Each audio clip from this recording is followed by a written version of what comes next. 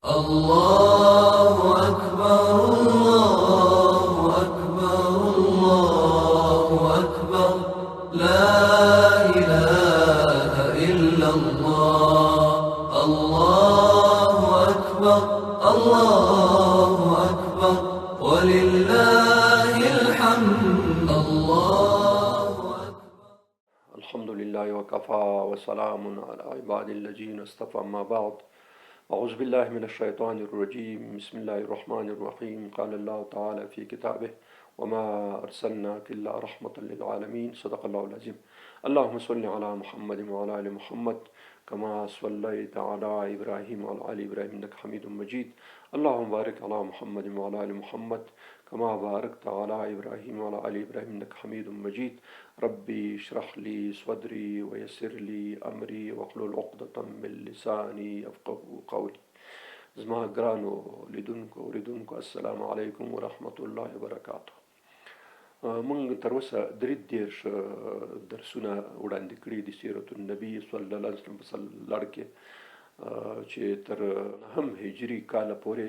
مونږ د مکې فتح مخکې بیان کړه، بیا د حنین غزا، بیا وروسته د طائف او د طائف نه وروسته چې رسول الله صلی الله علیه وسلم بیرته مدینې منورې ته تشریف راوړ، د وفودو په باره کې چې رسول الله صلی الله علیه وسلم ته راغله، او د 9 کال د عام الوفود په نامه باندې معمولا یادېږي چې دا خلک دې خواته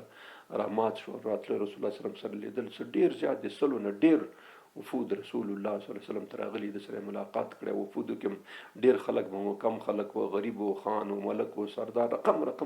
خلق رسول الله صلی الله علیه وسلم اهداف مختلف. څوک به د اسلام راوړلو په خاطر راتلل، څوک به د رسول الله صلی الله علیه وسلم د دیدن او د دیدار په خاطر باندې راتلل، څوک به د مسایلو یادولو په خاطر راتلل، څوک به د مناظرو په خاطر راتلل، څوک به د رسول الله صلی الله علیه وسلم تعهد او د معاهدو لپاره مختلف مسایلو کې راتلل. نو 9 کال کې رسول الله صلی الله علیه وسلم باقاعده ناست و، د خلک بتلا او راتلو بس نه چا کده. خو د 9 کال په دې 3 میاشتې چې تیر شو د ربیع العربی وصالي، په دې میاشتو کې رسول الله صلی الله علیه وسلم ته خبر راغی چې د روم امپراتور چې کوم یو هرقل دی، دا غواړي د مسلمانانو د ورکاوي مسلمانانو د هغه لپاره یو لوی لښکر، ډېر زیات لښکر برابر کړی دی، چې 1.5 لک 2 لکه کسان برابر کړي دي.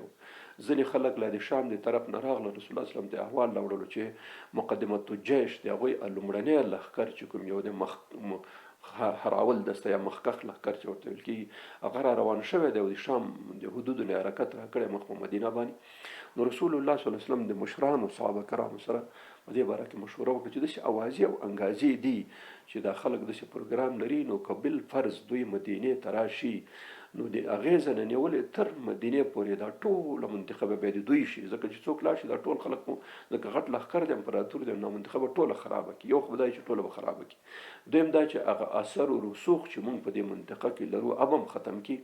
بې امني به راوړي، بربادي به راوړي، خرابي به راوړي. بل دا دی چې کله چې مدینې ته دوی راشي، په مدینه کې خو جنګ طبیعي خبره دا ده چې باخت و برد لري، کېدای شي دوی وګټي، کېدای شي موږ یې وګټو. که دوی وګټي نو خدا خو بیخي تباهي شوی موږ دپاره، که موږ یې وګټو نو په هر صورت بدون هغه به شوي، تباهي به شوي، د هغې ځای نه تر دې ځایه پورې دا منطقه به ټوله خراب شوي. او بل دا دی چې دا جنګ به د موږ کور ته راشي، کور به د موږ پکې وران شي، ځای به د موږ پکې وران شي، وطن به د موږ وران شي. او که داسې وکړو چې موږ او تاسو هلته ورشو، نو دې کې به ډېره غټه دا شي چې مدینه به په امن کې شي. یو بل دا دی چې د لاره کې چې څومره قومونو او قبایلو خلک پراته دي، دا به د اثر لاندې راشي، ځکه چې موږ د یو غټ ابر قدرت سوپر پاور سره موږ جنګ ته ځو. نو دا خو به دا نور خلک خامخا وایي چې دومره غټ طاقت او قدرت دی چې د سوپر پاور سره جنګ کوي، نو موږ چنګوټې منګټې ورته شي. نو طبیعي خبره ده چې دا ټول آینده کې موږ ته خپله تسلیمي کې بیا ضرورت نشته دی. بل به دا چې دا ټوله منطقه به تر هغې ځایه پورې د بربادۍ او د تباهۍ او د خرابۍ نه پاکه شي، خلاصه به شي، ځکه ټول به هلته بېغمه موږ هلته لاړ شو. نو ځکه اعلان وکړ. دې نه مخکې تقریبا دا خبره شاید تېره شوې 2-3 ځلې چې رسول الله صلی الله علیه وسلم به معمولا په جنګونو کې راز پټ ساتلو، حتی دعا به کولې چې الله دا راز ته پټ وساتي. نو په دې جنګ کې برخلاف د دې خبره شوله، رسول الله صلی الله علیه وسلم باقاعده اعلان وکړ، په مدینه کې اعلان وکړ، طائف ته خلک ولېږل، مکې ته خلک ولېږل، شاوخوا دا څومره خلک چې مسلمانان شوي دي ټولو ته خبرونه ولېږل چې بس تاسو کسان نه ولېږئ، او هر سړی چې راځي ځان سره د خپله وسله او خپل اس او خپل خوراک د ځان سره راوړي، ځکه چې موږ دلته دونه شیان نه لرو چې د ټول خلکو ته هغه برابره کړو. نو څوک چې راځي کوشش دی وکړي ځان سره خپل وسایل د سامان او جنګ دا شیان ځان سره راوړي. نو بس مکې معظمې او په طائف دا خلک چې د منطقو کې شاوخوا نږدې څونه هغه د ټولو ته خبرونه ولېږل، بس خلک را شروع شو او خپله یې په مسجد نبوي کې د هر مانځه نه وروسته بلال هغه د دې اعلان کولو چې ګورئ داسې غټ جنګ دی او داسې د غټ امپراتورۍ سره موږ لاس هغه دی، نو تاسو چې هر څومره وسه رسېږي کوشش وکړئ چې چنده وکړئ او پیسې راټولې کړئ. نو په دې کې د صحابه کرامو رضی الله تعالی عنهم اجمعین د هغوی قربانۍ ته سړی حیران شي. یو څو واقعات مثال په ډول باندې د دې په باره کې موږ وړاندې کوو چې کم از کم دا پته ولګي چې په دې کې د مسلمانانو خپل څومره یعنی په اصطلاح سره څومره قربانۍ ته آماده او څومره هغه قرباني ورکړي. حضرت عمر فاروق رضی الله تعالی عنه امام ترمذی رحمت الله علیه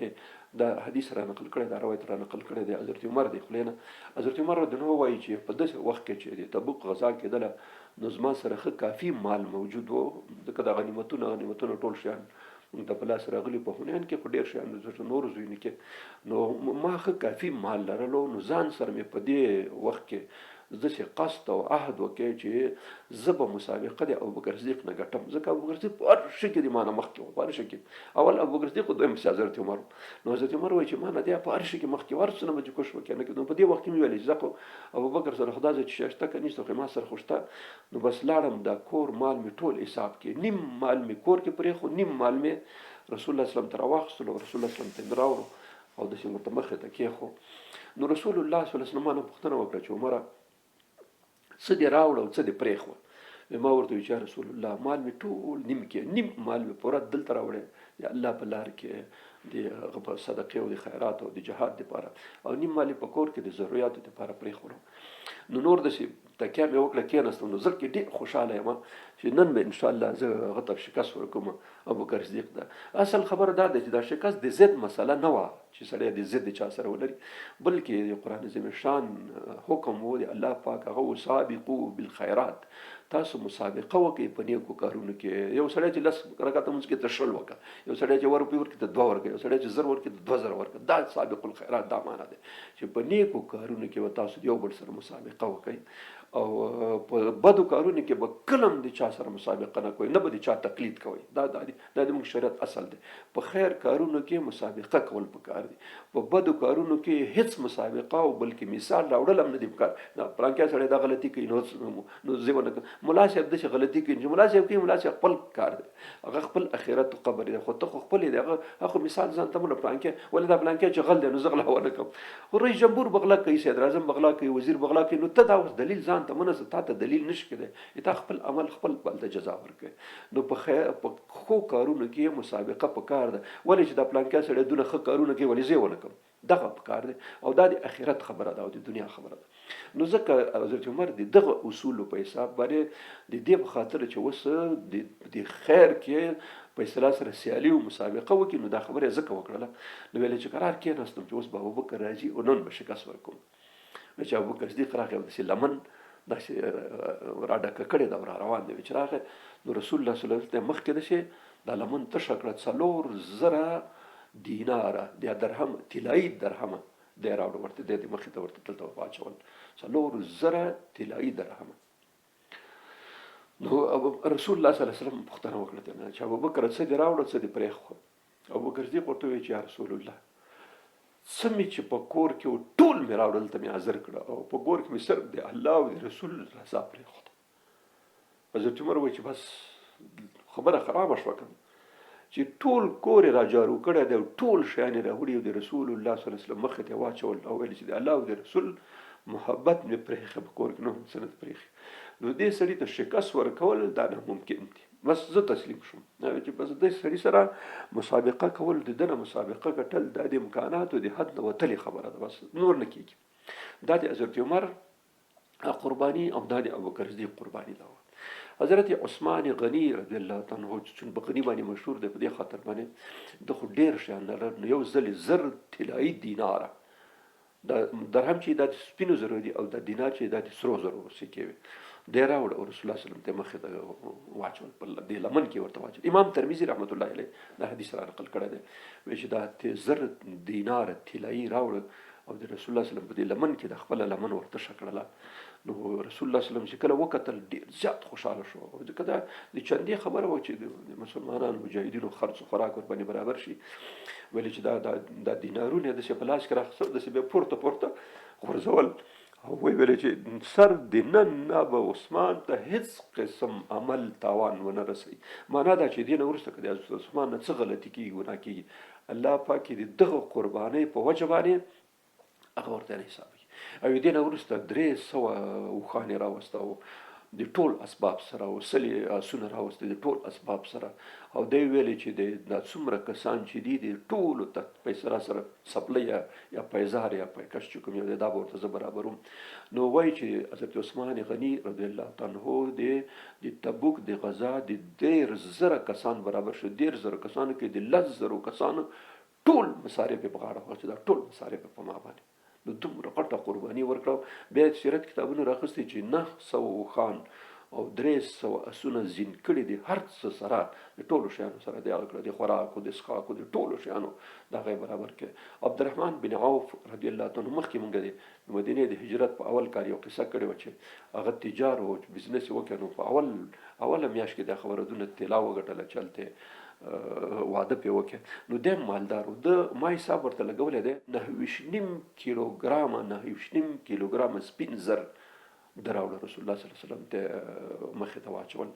او عاصم بن عدي په نامه باندې یو صحابي تېر شوی په مدینه منوره کې د خرما او باغونه یې لرل. داسې فکر وکړ چې 18,000 کیلو د خرما راوړل او د مجاهدینو ته وکړل. 18 ټنه خرما د وقف کړل د مجاهدینو او د تبوک غزا ته ورکړل. دغسې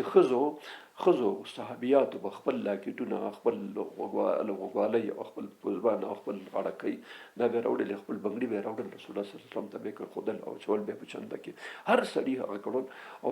بلکې قرآن عظیم شان کې په سوره توبه کې دا خبره هم راغلې ده. دا سوره توبه اصلا تفسیره ده په سوره په دې تبوک جنګ باندې. نو ځینې خلکو چې غریبانان هغوی خو چې نه لرل نو هغوی به لاړ بازار کې به هغه وکړه مزدوري وکړه. او دې بخاري او د مفسرینو دا خبرې لیکلي دي باقاعده پکې روایت دي چې ځینې صحابه کرام لاړ بازار کې مزدوري وکړه مازدیګر به چې څه وګټل نو هغه به پوره نیمایي کړه نیم به کور کې پرېښود ځکه کور کې هم څه نه لرل دا نیمایي به رسول الله صلی الله علیه وسلم ته راوړل لږ شی داسې را به وړلو. منافقین چې کوم خنجران خبیثانو هلته هغوی به یو بل ته سترګکونه ویل چې دې خلکو د عدل قمقل بچیان دي د روم د امپراتورۍ سره جنګ دی او په 1 کیلو خرما باندې اوس هغوی ته شکست ورکړي دا دونه هغه خلک دي. حال دا چې اصلي اخلاص خبره په دې باره کې باقاعده آیاتونه نازل شو ویل هغه کسان چې هغوی طعنه کوي هغو کسانو ته چې هغوی غریبانان دي هغوی څه نه لري او هغوی دا کوي. نو رسول الله صلی الله علیه وسلم دې په خاطر چې د خلک تشویق شي او کوم غریب خلک چې هغوی به چې لږ شی هم راوړو نو دا لږ شی به راواخیستو به د ټول د سامان ډیری چې پرته وه په هغې به داسې ور وشندل. د دوی د تشویق او د ترغیب په خاطر باندې هر سړي قرباني ورکړه چې څوک وایي مسلمانانو کې ټولو داسې قرباني ورکړه چې بیخي اخر 10,000 کسان صحابه کرام غازیان برابر شو. او رسول الله صلی الله علیه وسلم د رجب په میاشت موږ او تاسو د بزرګه میاشت ورته وایي د شوبان نه مخکې دا اوس شوبان دی دا فعلا موږ چې یو پکې د دې نه مخکې میاشت تېر شوې دا رجب میاشت په دې میاشت کې 10,000 کسان برابر شو د رسول الله صلی الله علیه وسلم تر قیادت لاندې او دوی ته بیرغونه جوړ شو ډېر بیرغونه جوړ شو غټ بیرغ چې موږ او تاسو عالمي شریف ورته وایو د عالمي شریف ابوبکر صدیق ته ورکړه نورې لاندې هر یو ته د امصارو مشرانو ته دا نور ګروپونه 10,000 کسان خو ډېر شی دی. نو داسې مختلف بیرغونه هم جوړ کړه ګروپونه هم جوړ کړه هغه هم وکړه. نو کله چې تګ وخت شو نو حضرت علي کرم الله وجهه ته ورته وایي چې ته به کور کې پاتې شي او ته به د کور ځکه زمزمه زنانه پاتې کېږي ستا هم زنانه دي ماشومان دي نو ته به دلته پاتې شي. او رسول الله صلی الله علیه وسلم خو د خبرو قاید و هغه تلو نو دلته چې دوی کله حرکت کولو نو دا داسې وخت و چې د سنبلې میاشت تقریبا وه دا خرماوې پخې شوې وې او ګرمي ډېره زیاته وه داسې ګرمي چې دا میاشت ډېرې ګرمي څوک چې حج ته لاړې هغه ته پته لګي په دې ګرمۍ کې څومره ګرمي هلته. نو دا منافقینو به پروپاګند کولو وایي ګوره په دې ګرمۍ کې څنګه ځئ باغونه هم پاخه دي او دلته هغه دي او مشکلات دي لا تنفروا فی الحر ای خلکو په دې ګرمۍ کې مه ځئ که نه نو الله عزوجل د دې جواب راولېږي چې قل نار جهنم اشد حرا، ورته وایي چې د جهنم اور ډېر زیات ګرم دی، تاسو دې ګرمۍ نه ډارېږئ او هغه ګرمي چې د جهنم د اور دی هغې ګرمۍ نه نه ډارېږئ تاسو. خو دا دونه کم عقل احمق خلک کوي، دغه لږه ګرمي چې کله تاسو برداشت کړئ هغه لویې ګرمۍ نه به خلاصي. په دې ځای کې ماته یو حدیث شریف را په یاد شو، رسول الله صلی الله علیه وسلم ابو ذر غفاري ته فرمایي چې ابو ذر د قیامت ورځ ډېره سخته ورځ ده، ډېره سخته لوږه، ډېره سخته تنده، ډېره سخته ګرمي ده. خو زه به تا ته یو طریقه وښیم ابو ذر، هغه دا چې په دې ګرمو ورځو کې په دې لویو ورځو کې ته روژه نیسه، دا ګرمي به د هغې ګرمۍ جواب شي، دا لوږه به د هغې لوږې جواب شي، او دا تنده به د هغې تندې جواب شي. که دلته دې تنده تېره کړه په دې لویو ورځو کې په دې هغه کې، نو دا به هلته به الله پاک تا دې تندې نه خلاص کړي. که دلته دې په دې لویو ورځو کې ګرمو ورځو کې لوږه تېره کړه، دا لوږه به د هغې ځای به لوږې نه به ته خلاص شي، او که دلته دې ګرمي برداشت کړه نو هلته به پاتې شي. نو ځکه الله عز وجل ورته وایي چې ګورئ دا ګرمي که چا برداشت کړه د دوزخ د ګرمۍ نه هغه بچي، او که چا دا برداشت نه کړه نو معنا دغه ګرمي به دی په سوري کې تېره کړي، خو هغه ګرم اور ته به ورځي چې 80 چنده د دې نه ګرم دی. بیا به څه کوئ؟ منافقینو به دا هغه کوله، خپله خو هېڅ لا نه بس بانې به یې کولې، دا به یې کول، هغه به کول، خو هېڅ لا نه هېڅ منافق بغیر د یو ګروپ نه چې هغه انشاءالله وروسته هغه راځي 12 کسیز ګروپ د رسول الله صلی الله علیه وسلم د ترور په خاطر باندې د وژلو شهادت په خاطر باندې دا ګروپ تللی، نور منافقین بیخي لا نه بس بانې یې کړلې. نو کله چې رسول الله صلی الله علیه وسلم د رجب په میاشت کې حرکت وکړي مخ په تبوت باندې د 10,000 غازیانو سره، نو بس حضرت علي خو یې پرېښو په کور کې، او په مدینه کې صرف منافقین پاتې شول او زاړه او هغه پاتې شو، ښځې پاتې شولې. او حضرت علي صاحب چې کله بیرون راووته چې ګوري شاوخوا منافقین او هغه ګرځي او دا زاړه او سپین ږیري ګرځي، نو حضرت علي خو ډېر زړور سړی او جنګي سړی و، هغه چې دا خلک ولید او فکر یې وکړ چې دا څه ته یې پرېښولې لکه چې دا ته ورته بېغیرته سړی ښکاره شو، یو دم به سلام الله واخیست همداسې روان شو. چې کله رسول الله صلی الله علیه وسلم د لارې کې ورور چې ګوري چې حضرت علي دلته راغلی دی، علي علي دلته راشه څه خبره ده، ته خو مې کور کې پرېښی وه څنګه راغلی؟ ویې لکه دا زه درته بېغیرته ښکارم چې دا نور خلک هلته بغیر د منافق نه او د زړو د هغه نه څوک نشته د ښځو نه، نو زه خو څه هغه نه یم. ورته چې ګوره علي دا کور سمباله خو یو څوک په کار دی ورته که نو که ته ځې بیا به نه ځم زه، نو دا کېدای شي؟ هغه ورته چې نه دا خو نشي کېدای چې لاړ نه شي، نو چې زه هم لاړ نه شم او ته هم لاړ نه شې، دا کور سمبالښت به څوک کوي؟ دا کور کې خلک یو څوک لري، مونږ ما په کور کې هم څوک نارینه نشته او ستا په کور کې هم داسې څوک نشته هغې سمبالښت وکړي. نو ګوره علي دا د بخاري حدیث دی، بخاري دا را نقل کړی دی چې ای علي ته په دې نه خوشحالېږې چې ستا منزلت او مقام ما ته داسې وي لکه موسی علیه السلام او د هارون علیه السلام. موسی علیه السلام چې کله میقات ته تلو نو هارون علیه السلام یې پرېښی و، خو ګوره علي فکر دی ایمان وروسته پیغمبر نشته چې بیا صورت یې چېرته خراب نه شي بل دعوه ونه کړې، نو دی ورته وایي چې ما نه وروسته ګوره پیغمبر نشته، خو ستا مقام په داسې ځای کې ما ته داسې دی لکه د هارون علیه السلام چې کور کې پات شو، موسی علیه السلام میقات ته لاړ. نو علي رضی الله عنه په دې باندې قانع شو، بس بېرته واپس مدینې منورې ته لاړ. 3 صحابه کرام بلکې 4 ابو ذر غفاري وروسته پاتې و، او 3 کسان نور کعب بن مالک او مراره بن ربی او هلال بن امیه، دا صادق او مخلص مسلمانان دوی د هغه نه پاتې شو، د مسلمانانو د لښکر نه په اصطلاح سره وروسته پاتې شو او دستي حرکت ونه شو کړی. او وجه صرف دا وه چې دوی ویلې چې زه خو موږ سورلۍ هم لرو، اوښ هم لرو، سامان هم لرو، 3 واړه ښه وه، داسې ډېر هغه نه وه، ضعیف نه و، کمزوري نه و، په اصطلاح سره مالدار هم و، هر څه یې لرل. ویلې څه خو چې کله رسول الله صلی الله علیه وسلم لاړ شي موږ به پسې روان شو، او دا بس په دې کې ورو ورو نن به ځو سبا به ځو، نو ایسته پاتې شو، بس د غزا نه سوجا پاتې شو، رسول الله صلی الله علیه وسلم بیخي وړاندې راغی. ابو ذر غفاري رضی الله عنه پاتې شوی و، هغه بیا وروسته د رسول الله صلی الله علیه وسلم چې ورغی ځان یې ورسولو په لاره کې. نو کله چې رسول الله صلی الله علیه وسلم دې ځای حرکت وکړي او روان شولو، نو په لاره کې خو 15 ورځې سفر، 15 او ګرمي وه، او د 10,000 کسانو خوراک شیان برابرول دا خو عادي خبره نه، ډېر مشکلاتو. یو ځای ته ورسېده چې د مسلمانانو اوبه خلاصې شولې، اوبه ختم شي، چې ورسره اوبه څونه سړی د خپله سلا او ملا او دا شیان به وړي، که دا اوبه به ځان سره وړي، اوس خو نه ټانکرونه یې هغه یې دا شیان دي. نو دوی چې یو ځای ته ورسېده اوبه خلاصې شوې، چې اوبه ختمې شولې، نو رسول الله صلی الله علیه وسلم ته صحابه کرام راغله، خصوصا حضرت عمر او ابوبکر صدیق ورته راغله چې رسول الله اوبه بالکل د هېچا سره نشته، بیخي ختمې شوي دي، نو که ته دعا وکړې چې الله عز وجل باران وکړي په دې ځای کې. رسول الله صلی الله علیه وسلم دعا وکړه، الله پاک باران وکړ باران وشو چې ټول خلکو چې څه لرل لوښي مو کې دی ته ډک کړو هغه سات کې حیواناتو ټولو شیانو ځکه هلته خو حیوانات هم اوبه څښلې که نه څښل نه کېده نو په کوم ځای کې به چې اوبه وي خو اوبه وي چې نه وي نو څه به یې کول او ټولې دښتې لوی لوی دی د مدینې منورې نه تر تبوکه پورې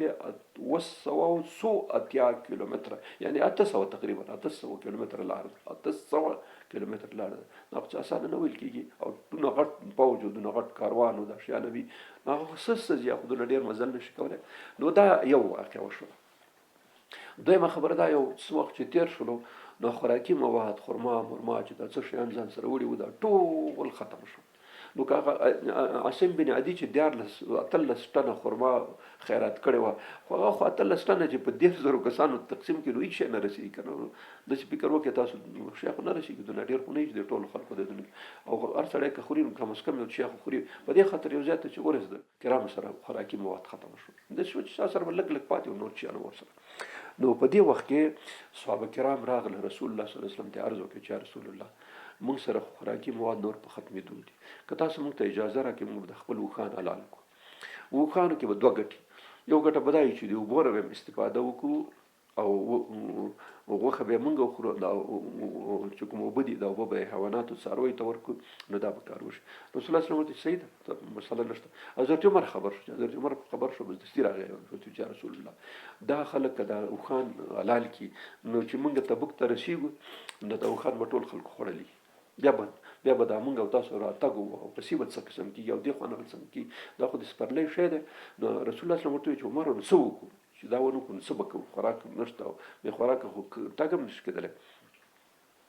نو حضرت عمر ورته وویل چې رسول الله یو کار کېدی شي اسانه هغه دا دی چې د خلکو سره څه خوراکونه شته لږ لږ چا سره دومره چا سره لږ او چا سره 2 خرما چا سره 10 خرما یو څه خو لري خامخا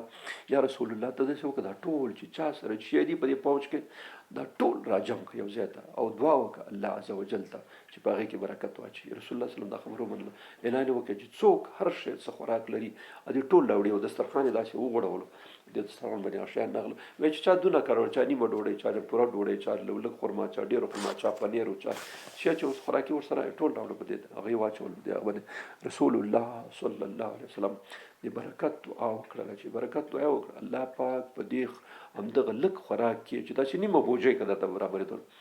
دومره برکت یې واچولو چې دا 10,000 کسانو ټول وخوړلو او بیا هغه څه خلطې چې ورسره وي څه پاکټونه ورسره چا سره څه بوجۍ وي دی هم ترې ډک کړي چا په جېبونو کې واچول خو رسول الله صلی الله علیه وسلم امر وکړي چې څومره څوک هغه کولی شي وادي خلي چې پاتې نه شي او څه چې پاتې شي هغه په اوښانو باندې مار کړه هغه اوښان بچ پاتې شو دا د رسول الله صلی الله علیه وسلم معجزات چې په دې لاره کې راتلو په دې کې د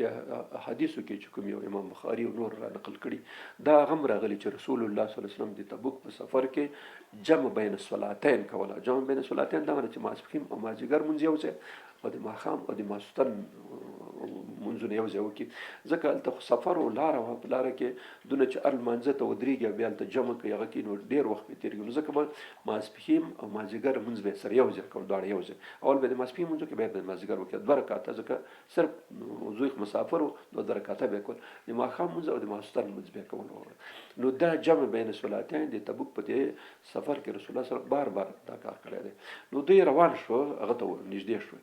چې کله تبوک ته نږدې شو نو یو ورځ د دې ورځ مخکې چې سبا رسېږي مخکې ورځ رسول الله صلی الله علیه وسلم وفرمایل چې سبا ساخت به انشاءالله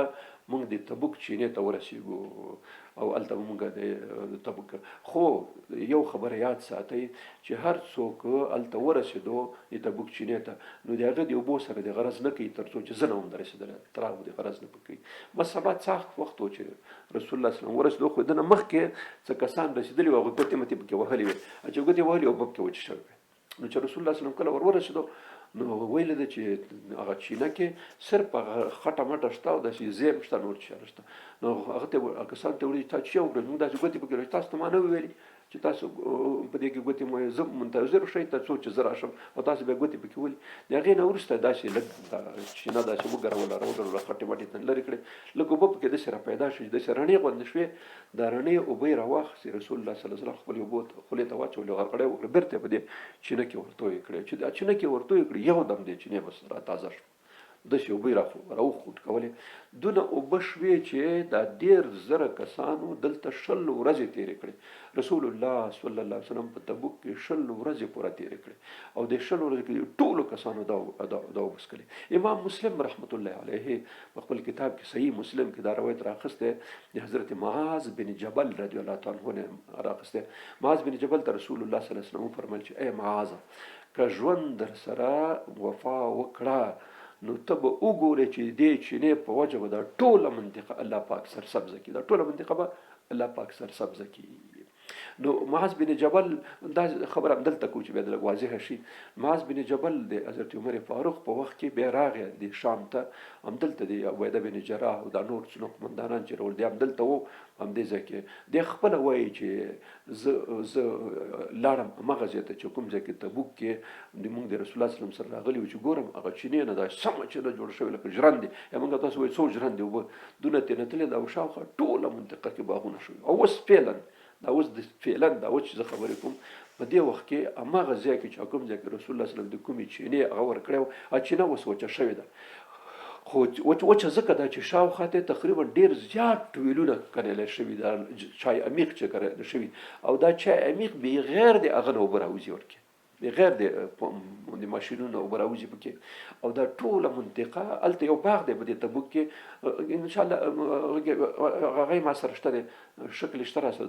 ابو ګورئ په هغې کې یو باغ دی چې په هغې کې 2 لکه د خرما ونې دي 2 لکه بهترینې خرما چې کوم یو دي د جزیرة العرب هغه د دې خرماو 2 لکه خرما یو باغ دی چې شکل کې تاسو ګورئ هغه اکثر یې نه ښکارېږي 2 لکه خرما خو ډېر ښه هره خرما دی یو خرما دی یو خرما سره 2 متره فاصله یې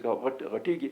نو دا 2 لکه خرما په تبوک باغ کې همدغه ځای کې دي چې کوم ځای کې رسول الله صلی الله علیه وسلم منطقې ته دعا کړې وه نو دا 2 لکه خرما او باغ چې کوم دی کې باقاعده سړکونه دي موټر پکې ځو راځي نو دا وقف دی حرم شریف ته حرمینو ته د مدینې او د مکې دا څومره خرماوې چې دلته مصرفېږي دا د دې باغ نه ورځي دا باغ یې دې ته وقف کړی دی چې دې نه د خرما ټولې هغه ځای ته ځي نو دا هغه د رسول الله صلی الله علیه وسلم د یو غرغړې برکت دومره ډېر تر اوسه پورې هغه منطقه ټویلونه پکې نه شوي ټول ټویلونه اوبه ورکوي نو دی بیرته پکې ورتوی کړی چې ورتوی کړي اوبه راوختیا بس همدلته مسلمانان واړول رسول الله صلی الله علیه وسلم چې همدلته همدا چینه د باندې شاوخوا کې خیمې میمې ودروي بیا د هغې نه وروسته رسول الله صلی الله علیه وسلم په دې ځای کې د یو مسجد بنیاد کې ایښودلو دې ته ویل کېږي مسجد تبوک انشاءالله نقشه کې شته وبیا ګورئ هغه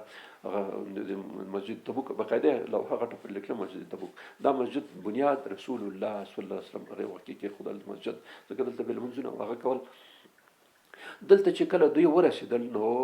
روم امپراتور خو پروګرام نیولی و چې مسلمانانو باندې په اصطلاح سره حمله وکړي هغه وکړي هغه چې خبر شو چې د نبي آخر زمان د ما په طرف را روان دی او مخ په شام باندې روان دی د جنگ اراده لري او 10,000 کسان یې ځان سره راوستي دي بس څه وکړه خپله خو بیخي په هماغه قسطنطنیه کې پاتې شولو دا اوس استانبول ښار دی دا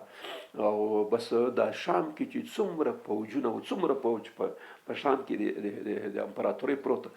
دا ټول رسخت کې مکمل ټول چوړې باندې کړی او ټول خلاص کړ ټول عسکر رسخت چې تر امر ثاني پورې تر دویم امر پورې ټول پوج رسخت او ټول لاړ شي او بلکې اعلان یې وکړ چې هیڅ څوک د په عسکري لباس کې نه ګرځي ټول به ملکی داسې ښکاري لکه ملکی خلک چې څوک هم عسکري لباس نه غوندي ځکه موږ مخکې دا خبره کړې وه چې هرقل په دې 100% باوري هغه و چې دا نبي آخر زمان دی او دا کوم ځای کې چې زه یم دا ځای هم همدلته تسلیمیږي او کاش کې دا سیاسي مسایل نه وي نو زه به ورغلی ما به لاسونه مینځل او پښو ته مې ما کوله او د ده سره به یې ده پړې او د ده پیزار ګرځول همیشه نو په دې مطمئن و خو دا کله کله دا سیاست کې سړی دومره غرق شي چې بس خپل اخرت پې خراب کړي نو ځکه رسول الله صلی الله علیه وسلم یو حدیث داسې نقل شوی دی چې کله دا خبره ورته وشوله چې هرقل ایمان نه وړل نو بس دی ویلی چې دا خبیث همداسې وشو نو د خپل اقتدار او د خپل چوکۍ په خاطر باندې ارڅه موږ او تاسو به د وطن کې به د نورو دا سیاسي مسایلو کې ډېرو خلکو د منصب او د چوکۍ او د هغه په خاطر خپل ایمانونه خرڅ کړه او بس آخرت یې خرڅ کړي او د ذلیله او د پست او د غلطه دنیا په دغه د آخرت په غټ زندګۍ باندې خرڅ کړه الله پاک دې موږ او تاسو د دې نه نجات راکړي چې خپله دنیا سنبال کو آخرت خراب کو ځکه خو الله پاک وایي چې ډېر کسان داسې دي چې هغوی آخرت خرڅوي په دې باندې او دنیا باندې ښه خبره دا ده چې سړی دنیا خرڅه کړي او آخرت په واخلي د آخرت ژوند د میلیاردونو کلونو عمر دی ته هغه خراب کې هغه په دوزخ کې او دا لږه دنیا چې معلومه نه ده چې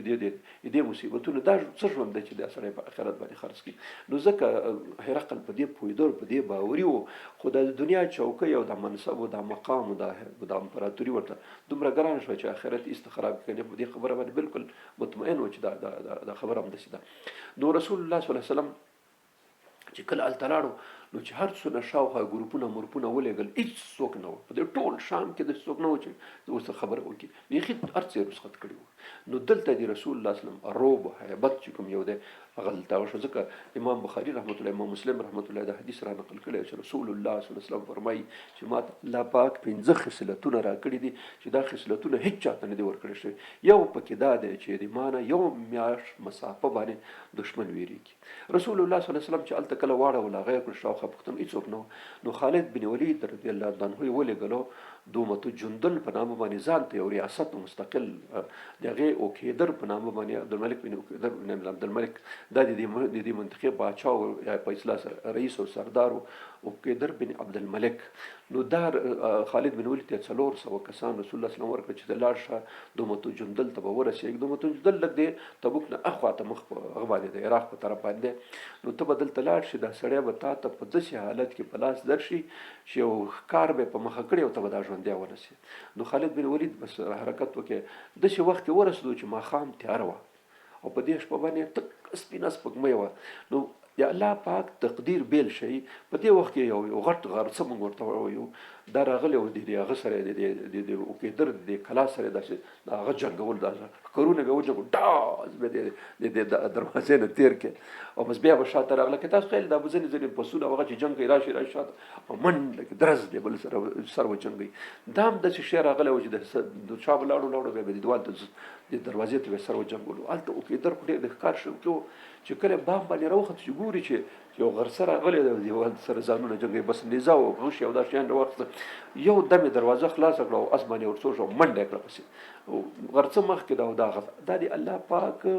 تقدیر همداسې و چې دا غرڅه همداسې تله هغه ځای ته ورسېږي چې په کوم ځای کې خالد بن ولید د 400 کسانو سره بس چې منځ کې ورغی او خلک ترې راتاو شو سړی ژوندی په ژوندی ونیول همداسې روغه جوړ بېدین د جنګ نه بېدین د هېڅ نه بس دا سردار او مشر د دومة جندل خالد بن ولید ته په لاس ورغی او راوستو رسول الله صلی الله علیه وسلم چې رسول الله صلی الله علیه وسلم ته راوست هغه خبرې مبرې ورته وکړې بالاخره دواړو سره روغه وشوه په څه شیانو باندې روغه سره وکړه چې تاسو ته به دونه نیزې درکوم او دونه جزیه به درکوم دونه به توري درکوم دونه به سپرونه او ډال او دا شیان په دې باندې سره معاهده وشوه او سره لیکل وشو هغه شیان ورته راوړه بس رسول الله صلی الله علیه وسلم ته. بل ایله هغه منطقه ده چې دا اوس اردن دی که خیال مې تاسو د بحر احمر چې کله ځي یو ځای ته چې ورسېږي هلته بیا په دوو شاخونو بېشېږي یو د مصر په داخل کې سویس کانال دی دا مدیترانې ته یو داسې چپ هغه ته دب تاویږي دې ته عقبه ویل کېږي عقبه د اردن او دی یو طرف د دې خلیج اخوا طرف چې کوم یو د خلیج عقبه ورته وایي اخوا ته اسرائیل د ایلات او دې خوا ته ایله دا کوم چې اردن دی دا دي. نو دا دوه شاخونه خو یو سویس کانال مدیترانې دی دا بس هم داسې شاخ دی د عقبې شاخ په نامه یادېږي په دې په سر کې اردن او اسرائیل پراته دي. نو په دې ځای کې دا ایله چې کوم یو دا اوس د څه برخه د اسرائیلو په لاس کې ده څه د اردن په لاس کې د دې مشر سردار چې کوم یو دی راغی د رسول الله صلی الله علیه وسلم سره صلح وکړله او جزیه ومنله. دغسې اطراف کې چې کوم یو قبایل او قومونه پراته وو دا ټول راغله د رسول الله صلی الله علیه وسلم سره معاهدې وکړې تړونونه سره وشول شیان یې سره تبادله کړه او یو بل ته تحفې او دا شیان ورکړه. نو دا د خپله د شام د منطقو نږدې چې څه د تبوک سره نږدې شاوخوا واقع شوي دا ټول راغلل دا د رسول الله صلی الله علیه وسلم تر اثر لاندې دا منطقه راغله ډېر سخت روب او هیبت شو چې مسلمانان ډېر زره کسان راغله او هغې خوا مقابل ته یو چخه هم ورته رامخکې ته نه شوه حتی خپل عسکري چونه یې خالي کړلې پوجیان یې رخصت کړ ټول یې هغه کړه چې بس دلته رسول الله صلی الله علیه وسلم نبي آخر زمان راغلی ده سره څوک مقابله کولی شي. نو رسول الله صلی الله علیه وسلم 16 ورځې هلته تېرې کړې په دې 16 ورځو کې بنیادی خبره چې هلته وشوه یو خو د مسجد تبوک هغې وکړه په دې ټوله غزوه کې چې دا 10,000 لښکر د 800 کیلومتره فاصله ووهله او راووهله په دې کې صرف یو صحابي عبدالله ذوالبجادین رضی الله تعالی عنه وفات شو. دا د عبدالله ذوالبجادین ډېره دلچسپه قصه ده ویلې دا چې کله دیانو مالدارو ارڅ شی لرل چې کله اسلام یې راوړو نو د تره و پلار یې مړ شوی و، دا تره ورسره هغه شروع کړې ورانه ورسره شروع کړې، اخر یې د کور نه پسې وشړلو او ټول مالداري هر څه ته نه واخیستل، صرف یو لونګ په اصطلاح سره ورته پرېښود، کمیس یې ترې نه وایستلو. هغه لونګ کې دی راغی مدینې منورې ته. مدینې منوره کې چې کله مسجد نبوي کې د رسول الله صلی الله علیه وسلم پسې لمونځ وکړی، د تبوک د غزا نه مخکې دی راغی دلته یو څو ورځې چې راغی رسول الله صلی الله علیه وسلم سره هغه شنو هغه چې وکتل ورته وایي چې مسافر راغی کوم ځای نه راغلی، زما نوم عبدالله دی او د هغې ځم راغلی یم، صرف هغه شړۍ چې کوم یوه چې اغوستې وه د مور نه یې رااخیستې وه دا ورسره وایي، نو ځکه ذوالبجادین ځکه ورته وایي چې ده به شړۍ اغوستله. نو بیا چې کله تبوک ته رسول الله صلی الله علیه وسلم تللو نو دی ورسره روان شو او لاره کې یو خبره یې رسول الله صلی الله علیه وسلم ته وکړه چې رسول الله ما ته دعا وکړه چې د الله په لار کې شهید شم. رسول الله صلی الله علیه وسلم ورته ویلي چې عبدالله که ته په خپله تبه مړ شې نو هم ته به شهید تا ته به الله پاک د شهادت درجه راکړي، ځکه ستا اخلاص ډېر مهم دی الله پاک عز وجل ته، نو تا ته انشاءالله دا شهادت درجه به نصیب کېږي. نو صرف همدا سړی تېر شو وفات شو، او چې کله وفات شو نو په شپه کې رسول الله صلی الله علیه وسلم خپله او ابوبکر صدیق او حضرت عمر عبدالله بن مسعود او دا ورسره لاړه دی قبر ته خپله رسول الله صلی الله علیه وسلم خپله قبر ته ښکته شو او د عبدالله ذوالبجادین به دې قبر کې کېښودلو. عبدالله بن مسعود دې قبر په غاړه ولاړو، نو رسول الله صلی الله علیه وسلم چې کله په قبر کې کېښودو نو یو خبره یې وکړه چې یا الله زه دې نه د مرګ نه مخکې دې سړي نه راضي وم، ته دې نه راضي شي. نو عبدالله بن مسعود وایي چې کله دا خبره ما د رسول الله صلی الله علیه وسلم واورېده ما ویل چې کاش کې د عبدالله په ځای باندې زه دلته پروت دی چې رسول الله صلی الله علیه وسلم داسې خبره وکړه چې الله زه ترې نه راضي یم ته ترې نه راضي شي. دا نو ډېره غټه خبره چې الله او رسول دې چا نه راضي نو معنا دا چې دی جنتي شو. نو دا دلته تینا د رسول الله صلی الله علیه وسلم خپل رضایت او دا تینا وښوده، نو ځکه عبدالله بن مسعود دا ارمان وکړي. په دې ټوله غزوه کې صرف همدغه عبدالله ذوالبجادین وفات شو او چې دوی دعا کړې وه رسول الله صلی الله علیه وسلم باندې چې ته ماته دعا وکړه چې ماته الله پاک دې لاره کې شهادت راکړي، نو دی په دې لاره کې شهید شو. موږ ویلې چې رسول الله صلی الله علیه وسلم د خپلو 13 غازیانو سره 20 ورځې په تبوک کې تېرې کړې او د 20 ورځو نه بعد چې خپل هغه شاوخوا څومره منطقې خلک و د هغوی سره ملاقاتونه وکړه او د هغوی سره لیدنه وکړه، د ځینو سردارانو مشرانو سره معاهدې امضا کړې، هغوی خلکو جزیه ورکولو منل. د هغې نه وروسته رسول الله صلی الله علیه وسلم د واپسې هغه اعلان وکړ چې بس بېرته به ځو مدینې منورې ته. هغه څه اهداف چې په د هغه ټول یې ترلاسه کړه. د هغې نه وروسته رسول الله صلی الله علیه وسلم حرکت راوکړ مخ په مدینه منوره باندې راغله. موږ مخکې لږ اشاره کړې وه چې 12 منافقین خاص د رسول الله صلی الله علیه وسلم د ترور په خاطر باندې او د هغه د شهادت رسولو په خاطر باندې دوی د همدې دپاره لاړ وو چې هلته واپسې کې چې کله راځي نو کمین به ورته نه شي او دی به شک. یو د شپو نه چې په لاره کې دوی روان وو هلته یو لاره داسې د غونډیو د غرو په سر تېره شوې وه او یو لاندې غټه لاره وه چې هغه عمومي صفا وه. نو رسول الله صلی الله علیه وسلم په دې برنۍ لاره باندې روان شو او دا نور مجاهدین کوم چې هغه په دا لاندې هواره لار باندې روان شو. نو دلته چې منافقینو ولیده چې رسول الله صلی الله علیه وسلم په دې بل لار ځي نو مخکې د ټول نه مخکې شو همدې غره په غونډیو په منځ کې رسول الله صلی الله علیه وسلم ته کمین ونیول او هلته ورته کېناسته. رسول الله صلی الله علیه وسلم صرف 2 کسان وو، یو حضرت حذیفه بن یمان صاحب سر رسول الله صلی الله علیه وسلم او یو عمار بن یاسر رضی الله عنه، دا 2 کسان صرف ورسره و، نور څوک نه، یو مخکې یو شاته و او رسول الله صلی الله علیه وسلم په اوښه باندې سپور و. بس کله چې د هماغه ځای ته چې کوم ځای کې دوی کمین نیولی او دې کمین ته چې کله ورسېده یو دم د خلکو پسې رامنډې کړل، ټولو مخونه تړلي، صرف سترګې ښکارېدې، وزونه یې ټولو تړلي وو. یو دم په رسول الله صلی الله علیه وسلم باندې رامنډه کړه. چې کله منډه کړه رسول الله صلی الله علیه وسلم چې کله د دوی خرپا او ترپا واورېده نو بس عمار بن یاسر هغه ته ورته ویل چالې ورشئ پسې. هغوی دا خپل ډالونه او دا شیان راواخیسته او د خلکو ته یو دم د مخې ته ورووته او راووته. بس چې 2-3 وارونه سره ګزارونه سره وکړه خلک یو دم وډار شو. الله پاک روب هیبت بس زړه کې ورته واچولو. بس فکر وکړي داسې نه چې موږ رسوا شو او هغه شو، نو بس بیرته واپس ته وتښتېده. چې وتښتېده قرآن عظیم شان سوره توبه کې باقاعده دې ته اشاره شوې وهموا بما لم ینالوا، منافقینو د هغه شي همت او قصد وکړي چې هغې ته ونه رسېدل. د مفسرین لیکلي چې همدغه د رسول الله صلی الله علیه وسلم دې واقعې ته اشاره ده. نو هغه 12 کسانو تېښته وکړه، بیخي راوړاندې نه شو، ځکه پوه شو چې اوس رسوا کېږو. صرف هغه 2-3 ګزارونه یې څه وکړه او دواړه پرې سر منډې کړې، 2 صحابه کرام حذیفه بن یمان او عمار بن یاسر نو بېرته پسې وځغلول او د هغې ځای رسول الله صلی الله علیه وسلم داسې روان شو. بیا وروسته حضرت حذیفه رضی الله عنه چې دې ته د رسول الله صلی الله علیه وسلم سر معلوم و دته نه پوښتنه وکړه چې یا رسول الله دا خلک خو څوک وو؟ بیا بس ضرور نه دی دې کې دې پسې مه ګرځه چې څوک وو څوک نه وو، چا څوک وو، الله پاک هغوی خپل مقصد او مراد ته ونه رسېدل. نو دا همداسې پات شو. بیا رسول الله صلی الله علیه وسلم چې کله مدینې منورې ته رانږدې شو نو روایتو کې راځي چې ځینې صحابه کرامو ته اجازه ورکړه چې چا ودونه هغه لرل نه وي هغه یې کړي وو، نو هغوی ته ورته وویل چې دی تاسو مخکې ته لاړ شئ، موږ په قراره کاروان دی، تاسو راشئ ولاړ شئ. هغوی لاړله او کله چې هغه ځای ته راورسېد چې کوم ځای نه به د مدینې نه خلک ورڅخه د سنیت الوداع یعنې د خدای پامانۍ هغه غونډۍ چې کوم یوه دې ځای ته چې راورسېدل نو د اخوا نه خلک مخې ته راغله د رسول الله صلی الله علیه وسلم مخې ته، او هغه خاص شعرونه چې کوم یو راغلي دي طلع البدر علینا من سنیت الوداع، راوخته سپوږمۍ د سنیت الوداع نه. نو دا شعرونه په همدغه ځای امام بخاري رحمت الله چې کوم حدیث راخستی هغه وایي چې دغه شعرونه او د هغه چې کوم دا په دې وخت کې په دغه ځای کې ویل شوي دي. بیا رسول الله صلی الله علیه وسلم چې هلته راورسېدو نو مخې ته حضرت عبدالله بن جعفر رضی الله تعالی عنه ماشوم په دې وخت کې دی ورغی، هلته امام حسن او امام حسین دا مخې ته ورغله. رسول الله صلی الله علیه وسلم دا ځان سره په اوښه باندې راسواره کړه او بس راغله. د رسول الله صلی الله علیه وسلم سنت طریقه مبارکه دا وه چې کله به د سفر نه راغی نو اول به مسجد ته تللو، په مسجد کې به 2 رکعته لمونځ د سفر شکرانه کوله او د هغې ځای نه بیا هملته ناست وو چې خلک به ملاقات ته راتلو نو بس ټولو به ملاقات کولو. به د هغې نه وروسته بیا کور ته تلو.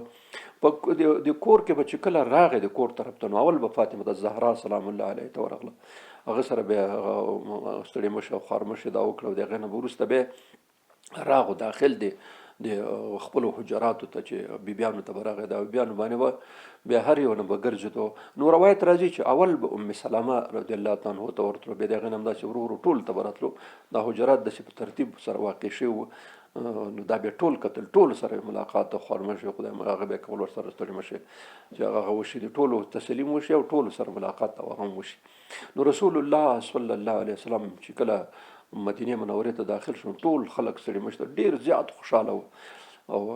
ځکه چې ډېر غټ سفر و دا او ډېر مهم سفر و ډېر تاریخي سفر و او بل کامیاب سفر په دې و چې هیڅ څوک یې مخې ته رانه صرف د یو صحابي نه غیر عبدالله بن ذوالبجادین نه غیر هیڅ څوک په دې کې تلفات هم نه شو، نه زخمي نه مړ نه بل راغلی. دا نو ډېر کامیاب سفر او ډېر هغه سفر ځکه و چې د روم په امپراتورۍ باندې دومره هیبت او ویره واچوله چې هغه نږدې چې څومره عربي قبایل او هغه پراته وو دا ټول د مسلمانانو سره باقاعده امضاګانې وکړې، دستخطونه یې سره وکړه او معاهدې سره وکړې او د دوستۍ او هغه شو او هغوی کې یو قسم ولوله او جذبه او احساس د ازادۍ را پیدا شو چې د روم امپراتوري خو موږ تر اوسه داسې فکر چې دا لوی بابا و دی دې سره به چا زور نه رسېږي، خو د مسلمانانو طاقت او زور دومره قوي شو چې د روم امپراتورۍ سره راغله او دوی ته نه وتښتېد. دا خو معنا د تېښتې وه چې دوی بیخي دا ځای سوچه پرېښولو ورته. نو ځکه د سفر ډېر زیات هغه وکړه. رسول الله صلی الله علیه وسلم چې کله راورسېد مسجد نبوي ته راغی، هغه د خپل سنت طریقې مطابق 2 رکعته لمونځ وکړو، د هغې نه وروسته کېناستو. نو چې کله کېناستو دا خلک خو مخکې نه تیار ستړي مشي کړې وه، منافقین راغله. علامه ابن کثیر رحمت الله علیه په خپل هغه کې لیکلي چې 82 منافقین چې خود تکړه ځوانانو د کار خلکو دا ټول پاتې شوي په مدینه کې او دوی راغله رسول الله صلی الله علیه وسلم ته عذر بیان کړ چې او یو به ورته دا چې دروغ بس باندې او پلمې لټولې ټول دروغ ویلې. په دې وخت کې هغه 3 کسان مخلص صحابه کرام کعب بن مالک، مراره بن ربیع او هلال بن امیہ رضی الله عنه چې کوم یو دوی راغله. نو په ټولو کې اول کعب بن مالک رضی الله تعالی عنه ور وړاندې شو. دا حدیث هم چې کوم یو امام دا حدیث د بخاري دی، ګوره دا چې زه بس شروع کوم همدغه ځای نه دا د بخاري حدیث دی. نو کعب بن مالک رضی الله اول ور وړاندې شو، رسول الله صلی الله علیه وسلم ته مخامخ کېناستو. نو دا ټول چې راتله عذر به بیانولو. نو کعب بن مالک وایي چې زه هم ورغلم د رسول الله صلی الله علیه وسلم مخې ته کېناستم.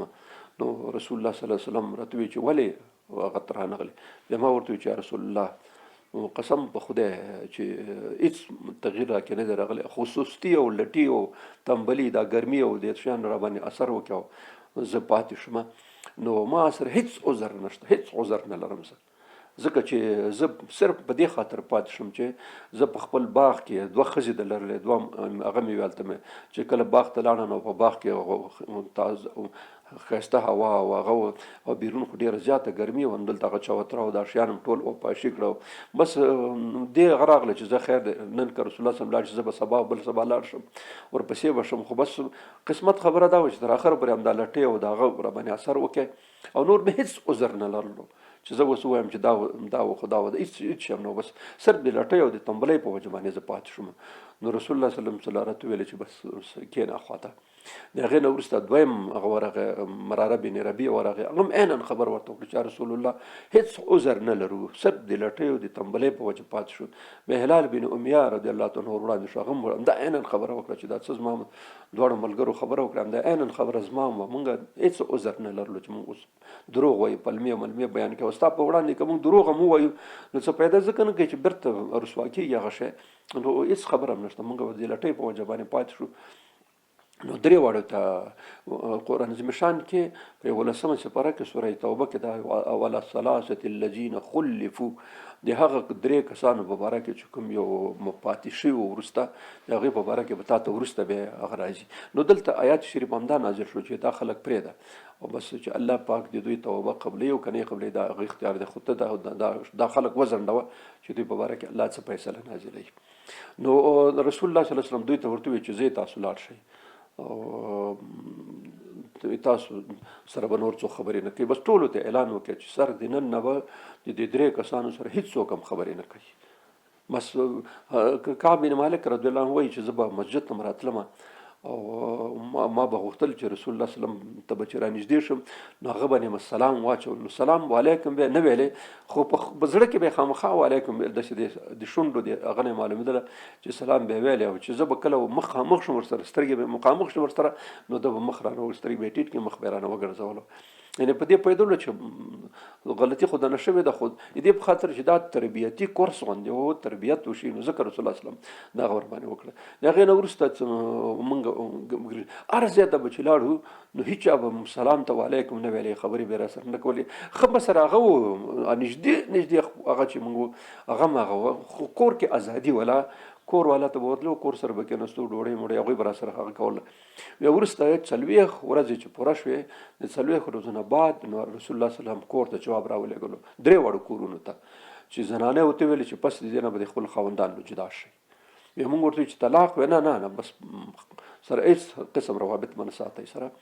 ویلې دا په مونږ باندې ډېره سخته شوه. بیا په همدغه عیناً جریان کې چې کله دا مونږ به اصطلاح بایکاټ او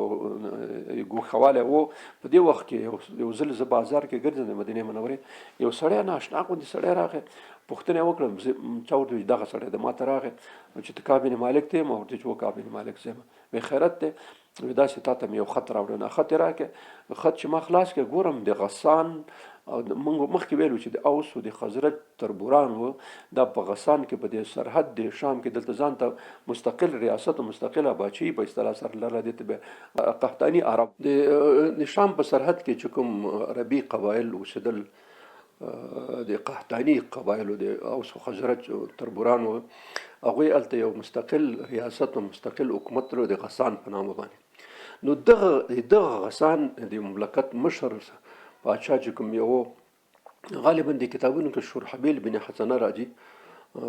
چې د شورحبیل هغه ته خط رالیږلی و کعب بن مالک رضی الله عنه ته. نو ما چې وکتل چې ګورې ما ته لیکلي و چې زه خبر شویم چې تا سره خپل صاحب او خپل ملګري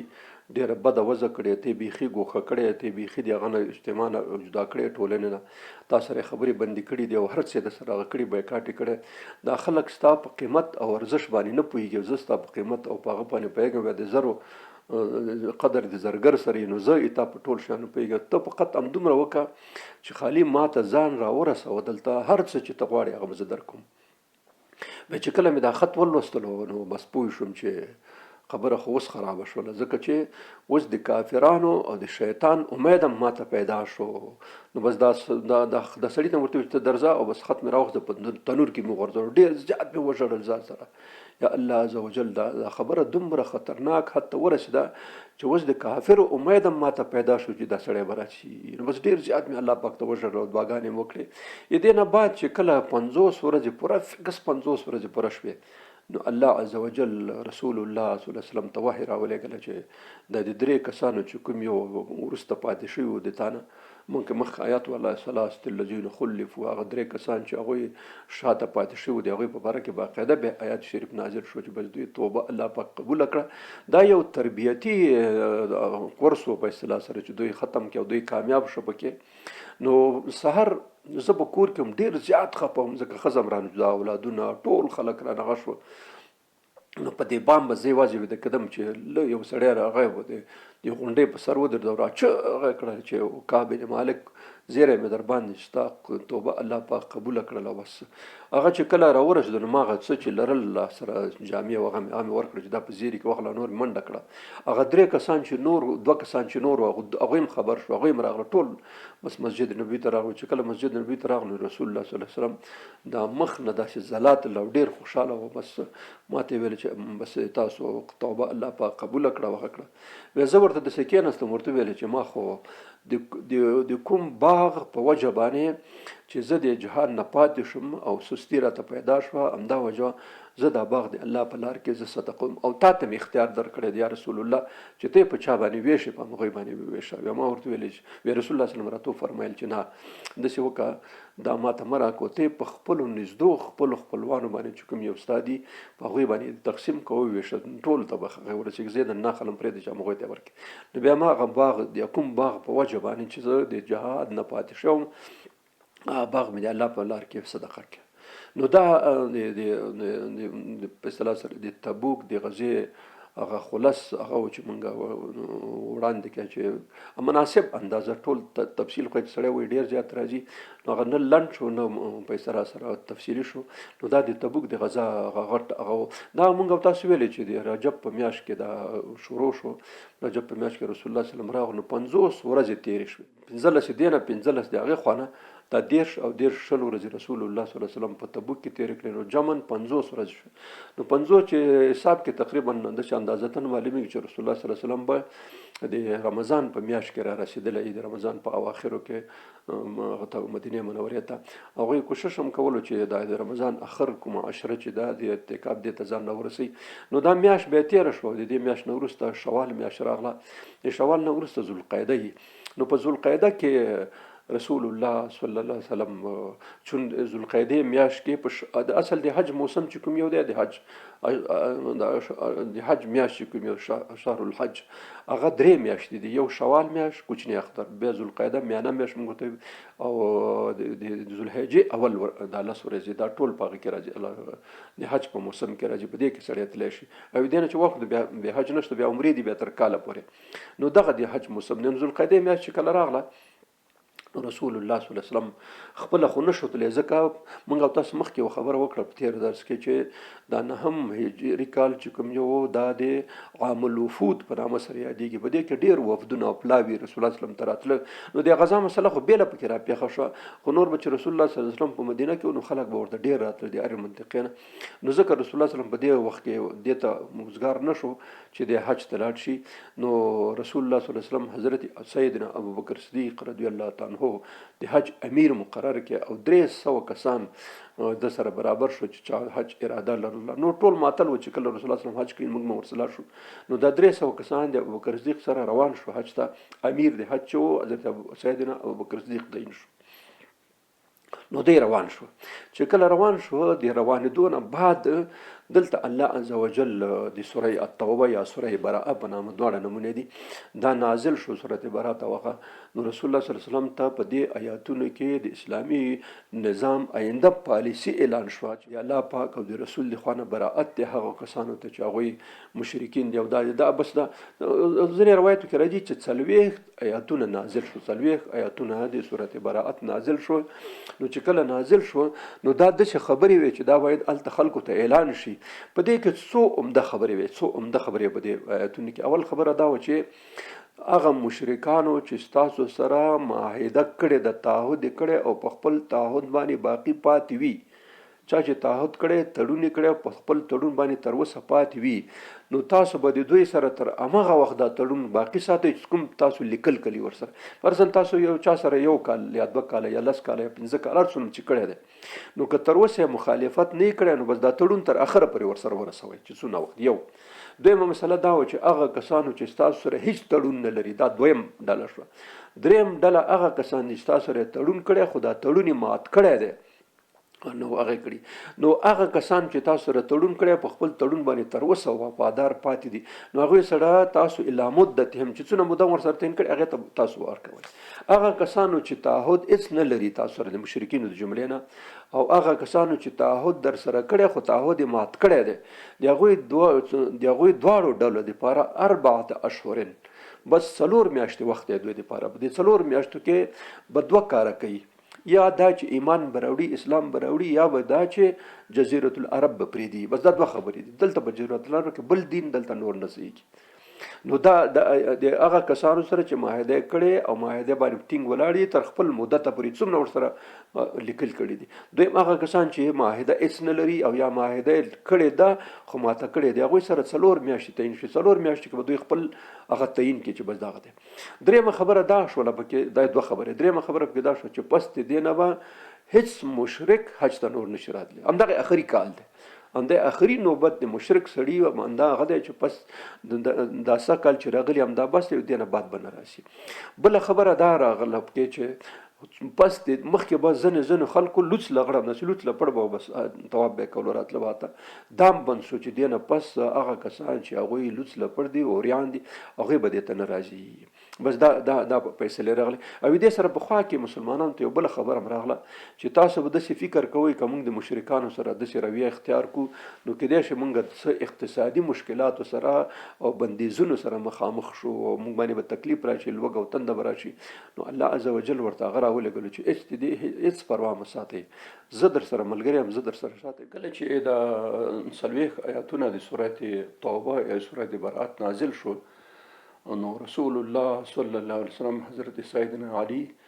رضی الله تعالی عنہ د دې پر وټاکلو مقرره کړ چې دا د خاندان سره و چې دا لاړ شي او د آیاتونه په مینا کې او په دې ځایونو کې خلکو ته اعلان کړي چې دا ټول خلک خبر شي، به د چا ګیله نه چې موږ خبر شوي نه.